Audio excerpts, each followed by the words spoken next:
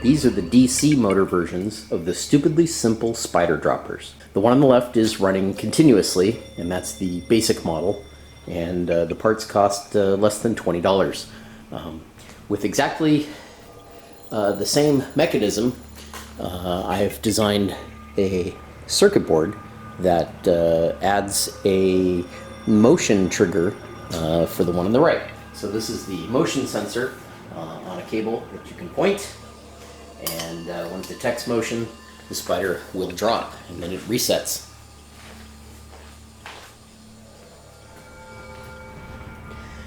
And so when the spider gets to the top, it stops because the circuit board is watching physically the back of that gear to figure out where in the position it is.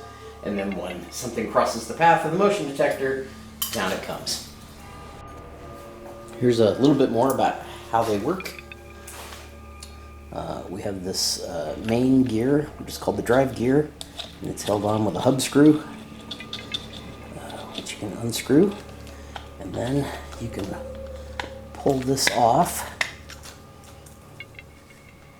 And since it's toothless here, when this part comes around, the weight of the spider is free to unspool this, and when the teeth come around again, it winds the spider back up. So with the gear off, you can see there's a circuit here. Most of the components are on the back side.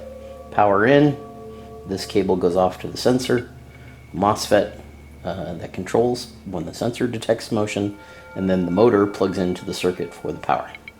And the gear has this channel here, and one spot where the channel ends. As it turns around, the lever of the switch is riding in the channel. But when it comes to this point, the switch will be depressed, which tells it that it's back in the reset thing, and the circuit will cut the power to the motor. That leaves the gear like this, holding the spider. When the motion sensor goes again, it will start the motor despite the switch, and as it starts to turn, the switch lever will pop up into the trough, and that lets it complete a whole nother revolution.